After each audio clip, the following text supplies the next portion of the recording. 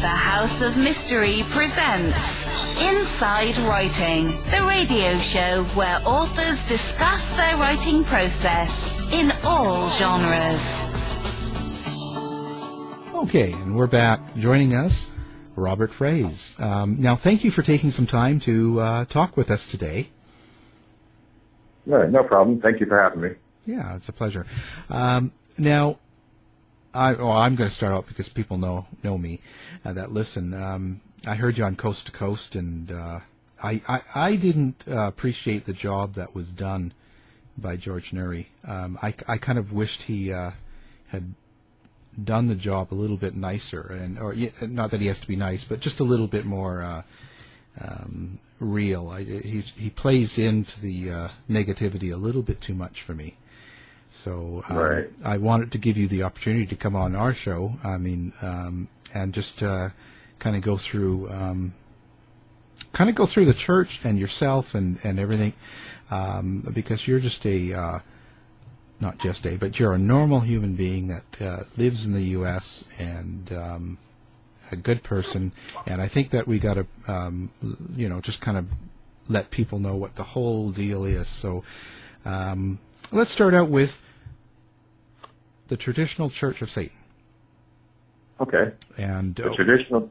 Yeah, I'm just going to say where it started and kind of what kind of let's say the policies or the standards are.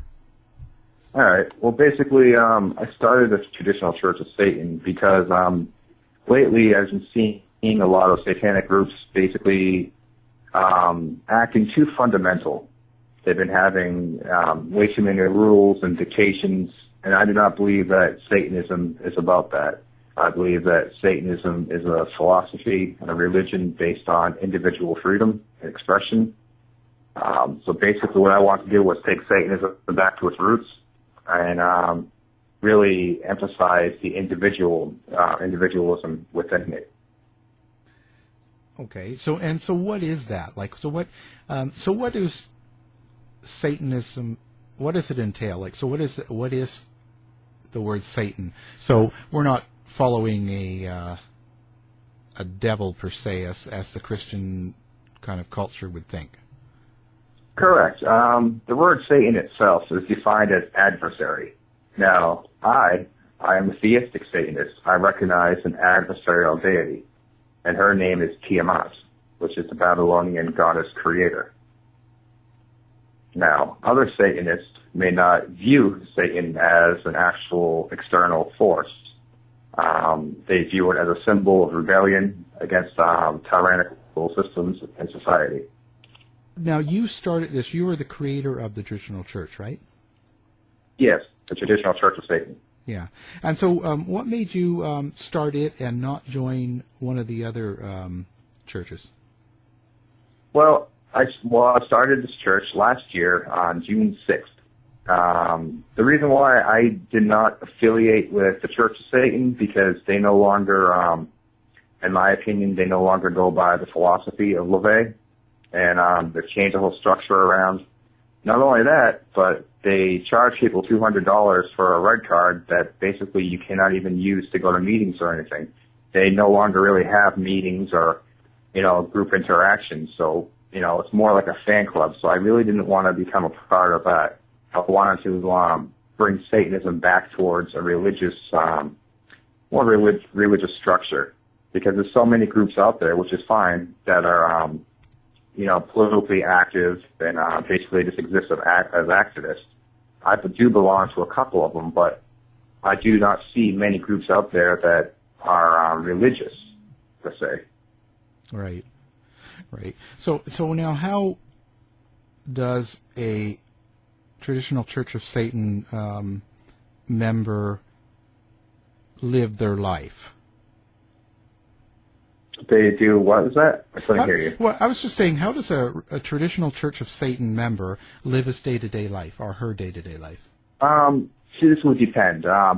Satanism is like I said, an individual philosophy and based on freedom. So it would really depend on that individual's, way of life. Myself, I can only speak for myself because, like I said, it's an individual religion.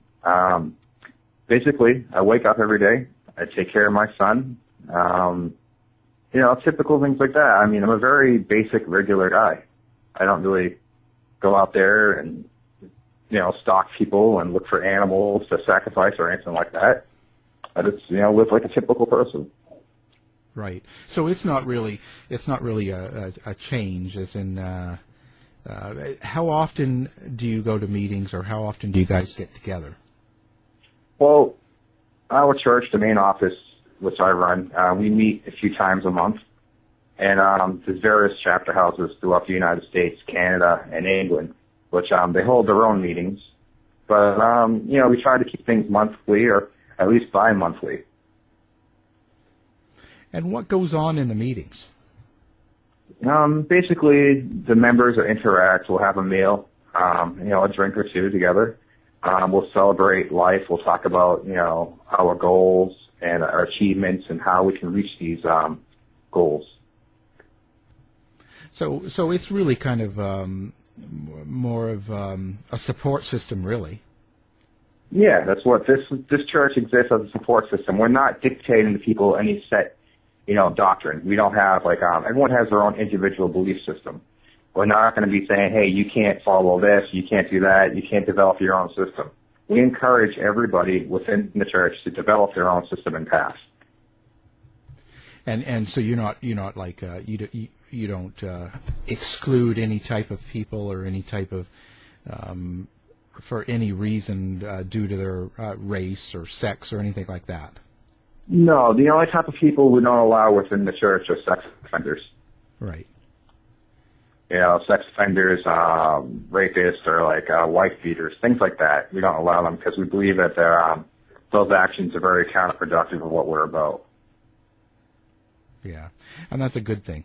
So I have to say, when you started this, now you've written a book, right? And so, what can people expect to get when they read the book? The Black Book of the Abyss, yes, or the Satanic Bible. Actually, the Black Book of the I can talk about both of them. Yeah. The Black Book of the Abyss I wrote during the time my father was dying of cancer. I needed to do something to kind of take my mind away from all that because it was very, very rough time in my life. So I wrote that, and basically I see it as a starter point for Satanists. It's a book that people can read, the basics, how to do rituals and that kind of basic thing. Satan's Bible is more so as a traditional sense of the Bible. It has mythology, it has its rituals, songs. It has, all that kind of stuff, and then it has some written notes near the end of it. So I think people get a lot out of both those books. And so, and just to make it clear now, so this is not a church about promoting Lucifer or the devil or the Christian's idea of Satan per se. No, many of us are not Luciferians, although there are a couple of Luciferians in the church, which by definition would fit under adversarial, theistic Satanism. But we don't really have many of them. There are no devil worshippers, though, in our church.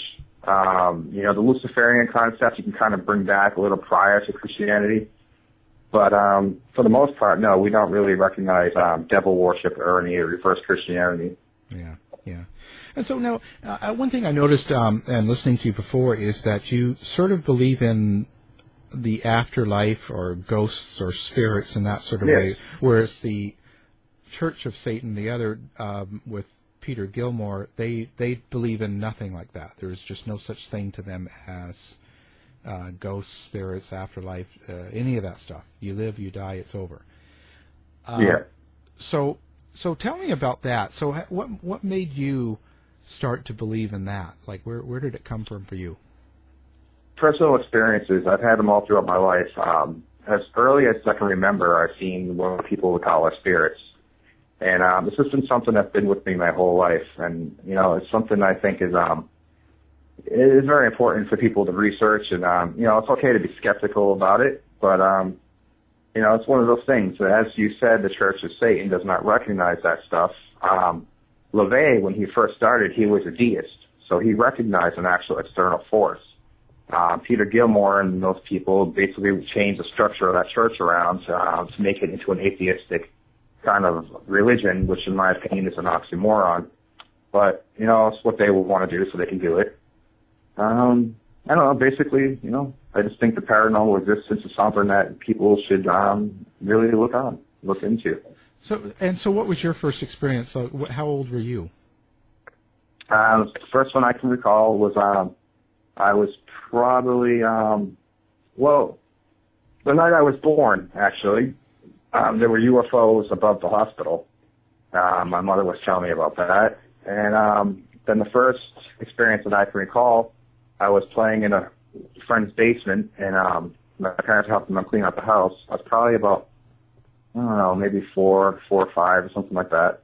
And I had an urge to look up at the window in the basement, and I saw what, would basically look like a cross between that vampire Nosferatu and a great alien. Now, ever since then, I've been having experiences with shadow people and that sort of things. So, it's not just me either. There's other people in my family who have seen them with me. So it's not just like it's an illusion from my own mind or some kind of hallucination. What do you think that is? Like, what's your opinion on why not only you but other people see, like what the shadow people, and for instance, that's a popular phenomenon. What do you think that is? What's that about? I'm still researching the shadow people myself, and I believe now that they're interdimensional beings. I don't know exactly why they choose specific people to reveal themselves to, or why some people can see them and others cannot. I really don't know if they're supposed to be good or evil, because there's been many descriptions by different people. Some people say they've done good things to them, some people say they've done bad things to them. But I really don't know yet. This is something I'm still researching, which is what kind of got me into the occult in the first place, because after I started seeing these things and experiencing paranormal activity in my homes, I began to read about it, and because I wanted to find out what was going on. So that's kind of like what got me into it, because from subject to subject, and eventually I got into demonology, and then into occult practice from there. How does it make you feel? But when you see a shadow people, are you in fear of it, or does it scare you, or do you feel kind of comfortable with it? When I was a little kid, they used to scare me really bad. I wasn't able to move or talk or anything. It was very frightening. It was like an experience of like you were nothing. You couldn't do nothing to defend yourself, and you just know that this being is far more superior in some manner. I really can't explain it much more than that. But now that I'm an adult, I'm still cautious of them when I see them, but I don't get as scared when I used to. I've tried reaching out and talking to them and things like that, but I'm no longer afraid of them. I used to be really afraid. Yeah. And so have you connected with any sort of mediums or people that do psychic things and try to communicate with spirits? I haven't really done much of the psychic stuff. I've communicated through dreams and meditation. It's more telepathical. They don't talk like you and I. Okay. And so where do you think they're coming from? To be honest with you, I do not know yet. But I believe it's from another dimension, and it comes through portals. And so now you mentioned UFOs. So now you're in belief of aliens, for instance, or people from other. Oh, definitely. Yeah. And what's your connection there? Like, how do you feel? I guess what I'm trying to say is, let's talk about your belief in sort of the UFO and alien. Mm-hmm. Like what I believe they are, or what they're here for. Yeah, kind of what you from all of you, just living your life and experiencing and researching yourself and trying to get to some answers. What have you discovered so far? Yeah, well, basically, when I was a little kid, I started seeing UFOs and all that kind of different thing. And through my research, in my first experiences, I believe that there's different alien races, and each race has its own agenda, but, just like the human race, there's good ones and there's bad ones. And again, good and bad is subjective, so it's really going to depend on how you yourself view it. And basically, these aliens, they come here, and some of them want to help humanity, and some of them want to, use us as test subjects and things like that. I mean, it's really my conclusion that they have their own motives, just like human beings have their motives. When you invade other countries, you do different things. Sometimes you go to countries to help people, but ultimately it's about resources. And I believe now that these aliens, they come here for resources. They recycle energy matter. And do you think so? Do you think that they're sort of just watching us, or do you think there's a future for us with them? But they're already, in my opinion, they're already involved in our day-to-day activities. I think eventually, pretty soon, maybe within 20 years, they're going to reveal themselves to the general public. But other than that, I think, yeah, they definitely have influenced human beings over throughout history. So all the things going on in the world, do you think, like, with ISIS now, and there's always seems to be some war, center of attention, something going on.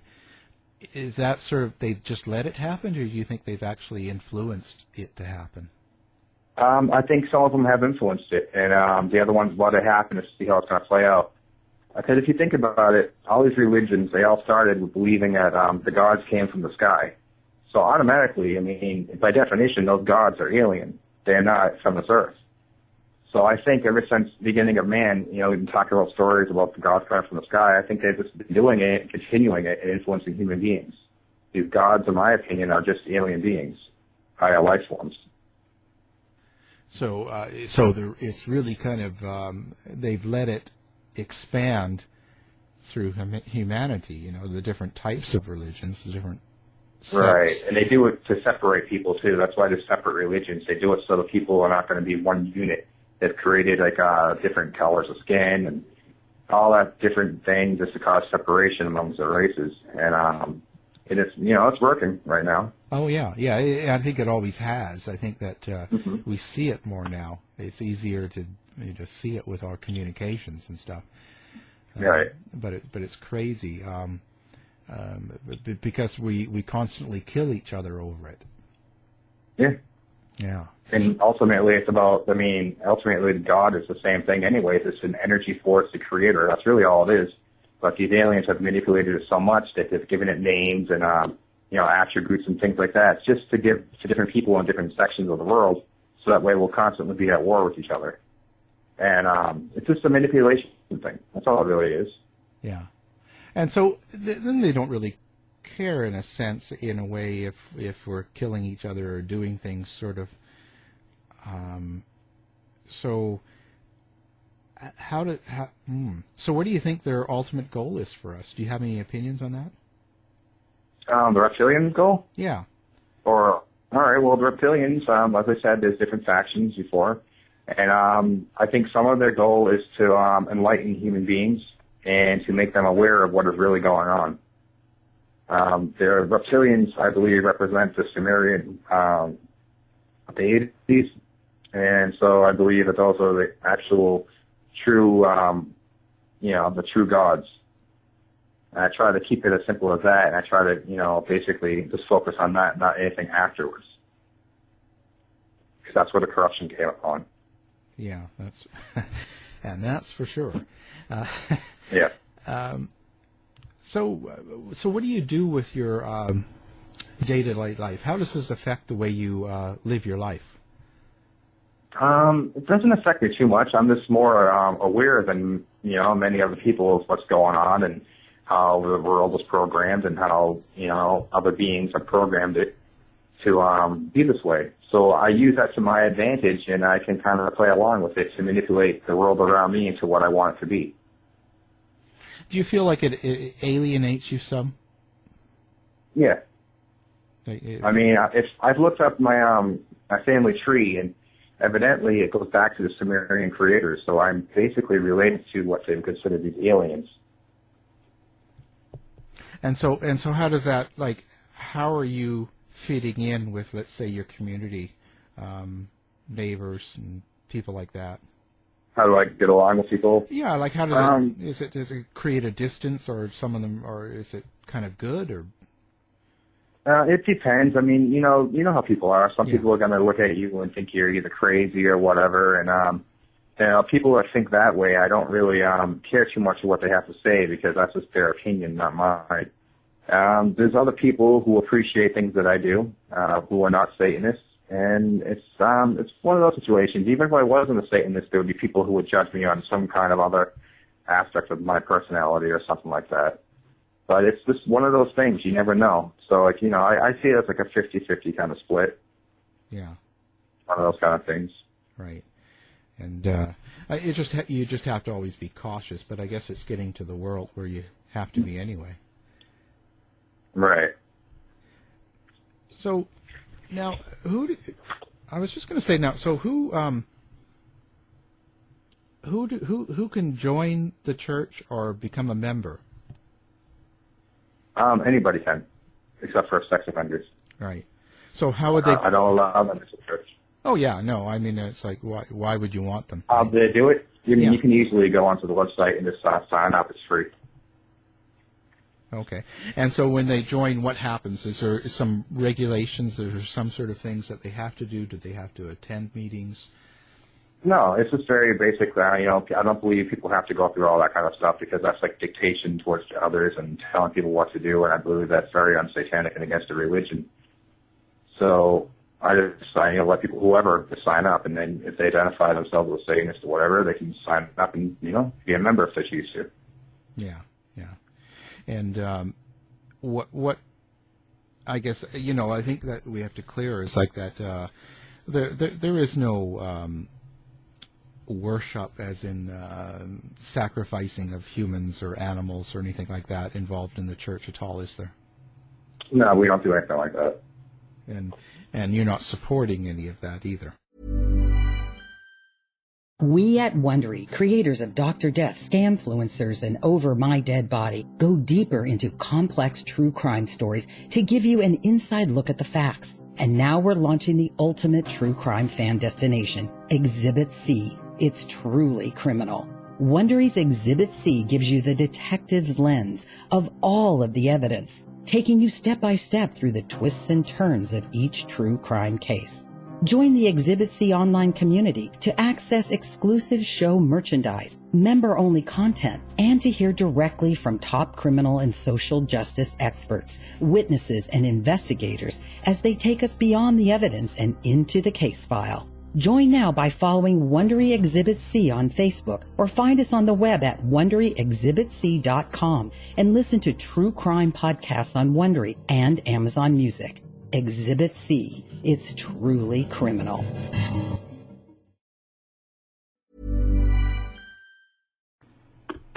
No, we don't. I mean, there's other groups and stuff that say that they do that, but those are Marduk worshippers. And the Marduk worshippers are the ones that, created the three religions that, rule the world and all that stuff. And they've been sacrificing people since the dawn of time. Yeah. Do you think that'll ever end if the aliens expose themselves in 20 years or so? Do you think the whole religion thing will end then? I don't think it's going to totally end. I think it's going to actually heighten at that point because then that's when the gods reveal themselves to the people. And then it's going to become more difficult from there. So what do you think happens to us after we die? This is something I've, come up with. I believe we're made out of energy, and our soul is energy, so it goes back into the universe. I mean, it can go back into other things because everything is made out of the same energy. We're all connected into one thing. So when we die, I mean, I think sometimes our energy and our consciousness can just separate the body without recycling into, the universe. And then other times it goes back into the universe and it gets recycled and puts in, we come back here as maybe something else, sort of like reincarnation. And do you think we come back as other humans or just other animals or plants? I mean, I'm not exactly sure yet, to be honest with you. I mean, I've just been, looking into it, but from my experience and things I've looked at, I think it just goes back into like anything, like trees, the sun, water. It can go back into humans, and all the time, this energy is constantly being filtered. It's being filtered and recycled and put back into everything else. That's how everything stays going. Yeah, we're all one. The UFO experience too. So what do you think? Do you believe in the abductions, like people that say they've been taken up in a ship and probed, or whatever the case, researched and that? Do you sort of believe in that? I believe it's happened. Sometimes, though, I do believe that some people think that's what happened to them, but it could be a repressed memory of some kind of abuse within their household. Because I'm thinking about it, it's like, why would these aliens want to, annually probe people constantly? There's no use for it. Yeah. So in my mind, it's kind of like an oppressed memory kind of thing where people may have been abused, and they have to make a scenario up. But yes, I do believe that there is alien abduction. I just don't know at what level it's at. Yeah. Now, where do you think they're from, the aliens? I think there's a few of them from, different places in the galaxy. Then there's other ones who come from different dimensions who use portals to get through. I mean, right now people are starting to look at the sun as a big portal. And I've always kind of had that theory, but now there's more and more evidence, I guess, videos and things of UFOs around the sun. So I'm kind of thinking that that's one of the major portals. I mean, it makes sense. It's a big, huge energy force. So, It's pretty interesting. So what's your outlook now? What do you think's my outlook? Yeah, on the world. On like what? On the world. The world. Like I said before, we create our own reality, and the world is what we make it. The world around me right now is pretty good. I have a family who loves me. I got good friends. I got food to eat and everything else. So, right now the world looks pretty good to me. I mean, the outside world and everybody else, that's up to them.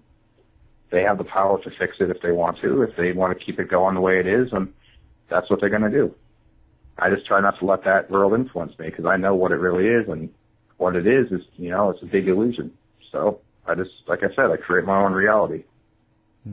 So speaking of influences, what are your influences? Like what do you like, as in books or music or even TV or movies, or any sort of, what kind of influences do you have that are positive? What am I into? Positive? I mean, I don't know. All my life, like, the different influences I have. I mean, I grew up in rock and roll music. I'm a musician myself. I listen to a lot of classical music, and I guess that kind of influence goes into my music. When I was a little kid, I used to watch, like, horror movies with my dad and things like that. I think I watched maybe too many of them, but I don't know. I mean, a lot of the influences around me, like family, it was always very positive. The family has always been supportive of me, and they've always, been very loving. So I never really had many negative influences really affect me, because I wasn't really put into those kind of situations, luckily. Like, I didn't have parents who abused drugs or they were alcoholics or anything like that. So I had a pretty positive upbringing. Yeah. It's a good thing. Any other books? Like, so obviously LaVey, like you, were influenced somewhat by him. Yeah, I mean, I think, every Satanist was influenced by LaVey in some type of way. I mean, that's basically the first book anyone would read when getting into Satanism. His books kind of influenced me a little bit about the whole individual aspect of Satanism. Other than that, I really don't like LaVey as a person. I don't think he'd be someone I would hang out with, because of all the allegations from his family about abuse and things like that. That's just not someone I would, want to be around. Other writers and stuff that influenced me are like H.P. Lovecraft, and the Marquis de Sade. And, basically things like that. I mean, I'm just, it's just very simple and not nothing crazy and complex with all these, these intellectual people who pretend that they have some kind of huge, academic learning and all that stuff. It's just simple, it's basic. I'm not going to lie to people. Yeah, yeah. And so, how was it when you decided to go in this direction? How was it for your parents or your family then? When I did what? When you decided to go into the traditional Church of Satan and start doing this. Oh, when I started doing Satanism? Well, I was 12 years old when I came out to everybody and told them that I was a Satanist. At first, obviously, my family was concerned, and they thought, hey, what are you doing? You're hurting animals or whatever. But after they got over the initial shock of that whole thing, they were supportive, because I realized I wasn't really doing anything wrong. But yeah, I mean, my ancestor, Ann Hutchinson, she fought for religious freedom in the United States. She was one of the first people who did that. So, I mean, I think it's in my my blood to just, continue doing this kind of thing. And I guess with the and with the afterlife and things like that. So do you think that you can communicate with someone that's passed on that you knew in life? I think I have. Okay. I think I have, but it's been mostly through dreams, and it's hard to say what the dream is. It's very thin line between that kind of sort of thing. But yes, I think I have communicated with spirits and things like that, talking. And, like I said, on the other level with spirits, when I communicate, on a conscious level, it's more telepathical, more so they talk through like weird things like emotions and like visions rather than talking like you and I. Right. It's different. It's hard to explain. Yeah, they kind of create an emotion or something for you to pick up. Yes, because it's all energy-based, and that's what they are. And at that point, they can only communicate with you through a psychic, basic energy wavelength. Yeah. When have those experiences sort of happened to you? Were they younger as well, or does it just go on constantly now? Yeah, it happens now. I mean, it would happen a lot when I was younger. Not as often now unless I sit down and meditate and try to bring it towards me. But basically, yeah, it was mostly when I was younger. But still, I have dreams of, spirits and things like that, and they'll give me messages to give to people. And I do. Some people take it, as I'm lying or whatever, but I just relay what, that I'm told. Yeah. Yeah, pass on the message. And yeah, and if people want to accept it, they can. And so do you ever want to get into that sort of part of life, like kind of researching haunted places or spirits? Yeah, I'm into paranormal investigations and things like that. I've always been into that. I've gone around and I've done photos and I've done EVP recordings and things of that nature. That's really cool. Do you think you want to do a ghost hunt? Yeah, I would do something like that. I mean, I've always looked for groups to be involved with, but there's a lot of groups, they want to involve themselves with me because of the whole Satanism thing, and they think it's just will bring negativity to their investigations and things like that. So it's kind of hard for me to find an organization I can actually work with. Well, that's just, they're just not researching, that's all. They're just sort of judging you by the cover then, right? So. Yeah, that's all it really is. So, I mean, it doesn't really hurt my feelings enough, and I may have to start my own thing. That's just what I do usually. Yeah. Well, sometimes you have to. Sometimes that's how it starts. Because it's not specific to anybody. Nobody has the hold on it. Anybody can do it. So, are there any mediums out there that you've seen that you kind of like on TV or? No, there's groups around here and things like that. I talked with the members through the paranormal groups, but I haven't really met with anybody. I just through me and my friends, we'll get together and just do our own like little investigations of places and stuff like that. Nothing too major because I don't have the money for all the equipment. So I just use the basic photography, EVP recordings and things of that nature. Yeah, it's a pretty expensive feat to do, Yeah. Well, yeah, because then you're dealing, because now it's all like technical, real technical. They use all these infrared cameras and all that kind of stuff. So it's pretty expensive. I want to get this, the EMP pump, I think it is, or the EMF pump? Yeah. Yeah. Yeah, I want to get that pump so I can, feed the energy around and see, what kind of results I may get from that. Yeah, that's really cool. Yeah. Yeah. And so let's talk a little bit about, now, to not get too deep, but maybe about the what you think as in like the reptilian and chaos and things like that, kind of your take on all right. God. Okay, my opinion and my views on it. Okay, so like I said before, I recognize an adversarial deity, so I am a theistic Satanist. So I recognize the first reptilian dragon creature, which is named Tiamat. Now, she became who she is because people at that time decided to create mythology to represent energy that is very real. Now, Tiamat represents chaos energy, and it is from this energy that created all things. All things come out of chaos. So all things are connected. And since she is a dragon, I believe she is the mother to the reptilian race, as she is to all races. So it only makes sense to me to align with the reptilian, the reptilian aliens. And so, how do you think about the cryptozoology and things like that? Have you been involved in any of that, or? Oh, yeah, those things have interested me all through my life too, because I've always seen this is the thing too. I've always seen strange creatures and things of that nature. I mean, I've seen weird, sea monster creatures up in the river and things like that. So yeah, I've always been interested in that.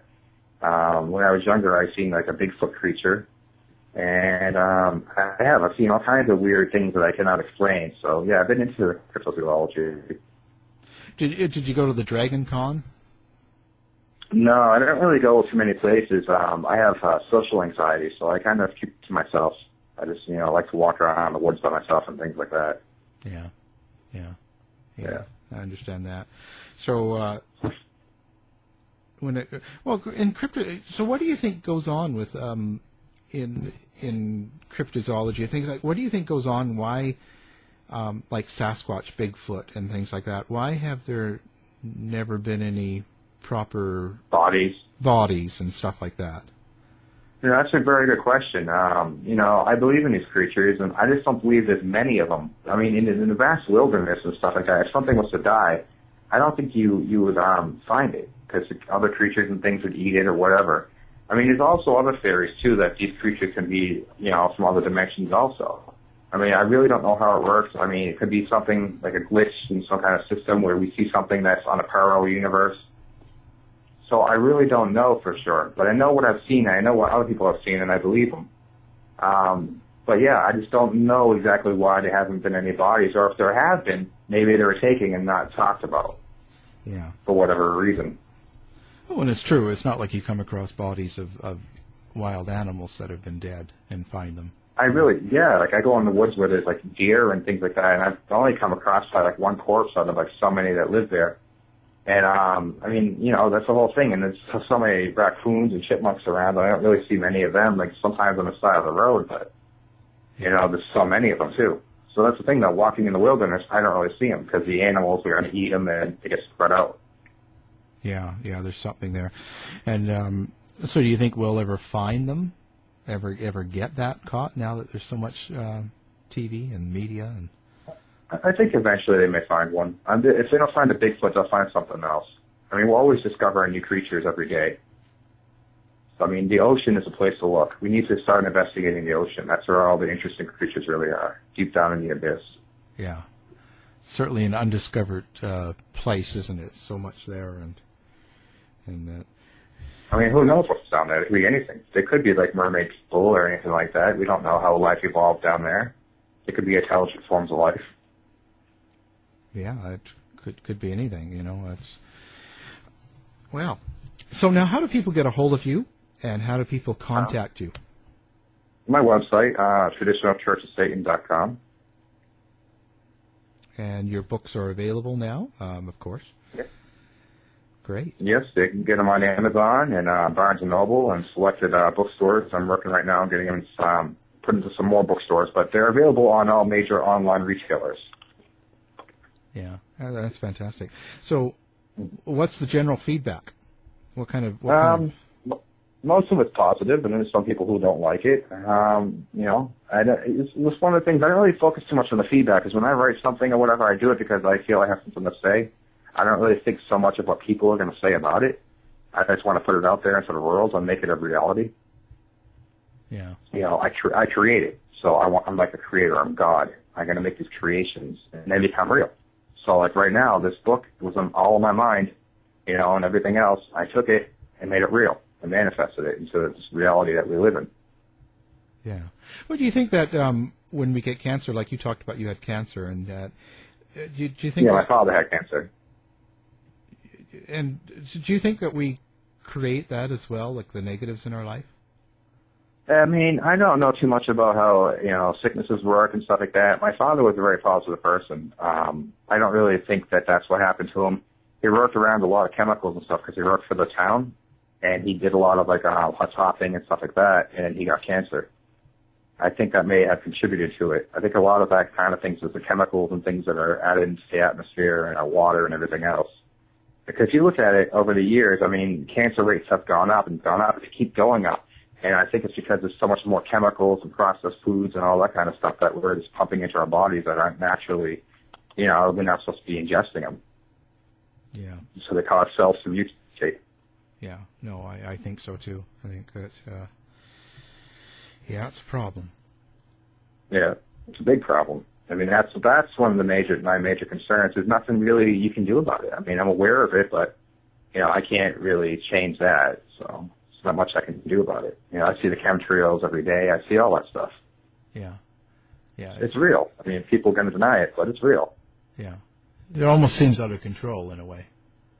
Yeah, because there's nothing you can't control, so people rather ignore it. I mean, but that's the whole thing. More people need to be aware of it and accept it, and then try to do something to change it. Because right now, there's so much, everything's like fake that we eat.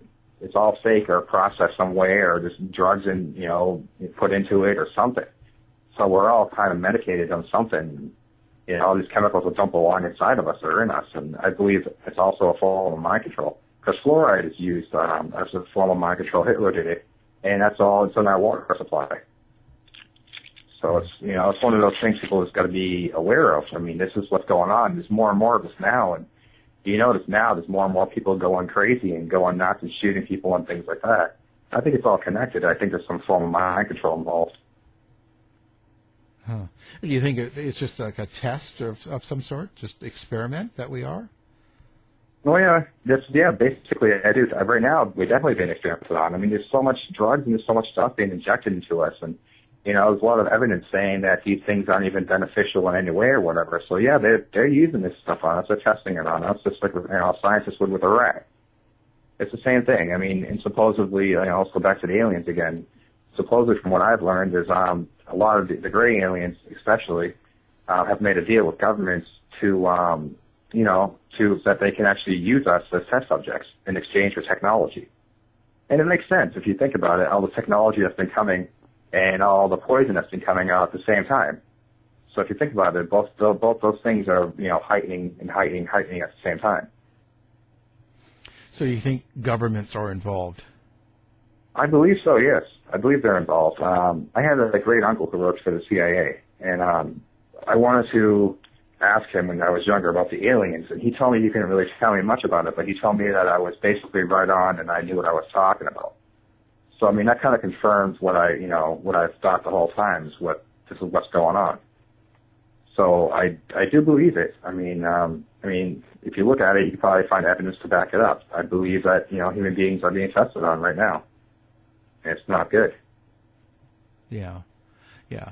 I just have to wonder what the end result is. I don't think they care about an end result. I mean, if you think about it, scientists with the rats that died, they don't care. They just throw them out. They don't care. This is their thing. It's just resources, and this is kind of, like I said, this is going to recycle and continue, and it's going to go on and on and on. It's not going to stop until whatever they want, and they're done, and they've done researching, and maybe they'll go off again and leave. Huh. I think they've done this all before. Yeah. So it's just a cycle of some sort. Yeah. Wow. That's all it is. Yeah. Well, it's kind of depressing. Yeah, well, it's depressing. That's why I tell people, focus on your life, enjoy your life. Don't focus so much on the things around that are negative. Enjoy the positive things, because that positive energy really does kind of keep some of that stuff away from you. Yeah, yeah. I mean, ultimately, it's to enjoy whatever time you do have in this life to try and make the best of it. Yeah, because, I recognize what's possibly going on, and I just say, what, screw that. I'm not just going to sit here and be miserable about it and just focus on it all day. I'm going to enjoy my life. I'm here. I'm alive. I'm going to enjoy it. Yeah, yeah, because it goes quick. Yeah, you never know. Yeah. Well, I have to say thank you very much. I've really enjoyed the talk, and I hope we can do it again sometime. Thank you very much for having me. Show is over for now. Was it as good for you as it was for me? Well, good night. This has been a production of the Z-Talk Radio Network. I'll be back. You've been listening to the House of Mystery radio show. To find out more about our guests, hosts, or show, go to www.houseofmystery.com. Show's over for now. Was it as good for you as it was for me? Well, good night. This has been a production of Something Weird Media. I'll be back.